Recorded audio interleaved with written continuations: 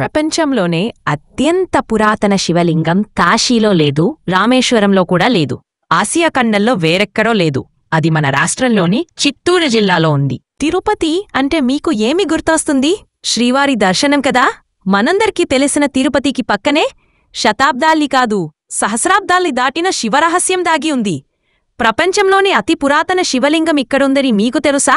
అది కేవలం పూజా విగ్రహం కాదు, శివుడు మొదటగా ఎలా ఆరాధించబడ్డారో చెప్పే చరిత్రలో చెరిగిపోని సాక్ష్యం. అదే గుడిమల్లం లింగం. ఈరోజు ఆ రహస్యాల వేటలోకి బయలుదేరదాం. ఈ క్షేత్రం తిరుపతి నుండి కేవలం 24 కిలోమీటర్ల దూరంలో ఉంది. ఇక్కడి పరశురామేశ్వర ఆలయంలో ఉన్న గుడిమల్లం లింగం సుమారు 2300 సంవత్సరాల నాటిదని శాస్త్రవేత్తల అంచనా. అంటే మన లిఖిత చరిత్ర కంటే కూడా పురాతనమైన శివారాధన ఇక్కడ ఇంకా శ్వాసిస్తూనే ఉంది. ఈ ఆలయం బయటికి చిన్నదే, కాని లోపల ఉన్న శివలింగం మీ ఊహకు కూడా అందదు.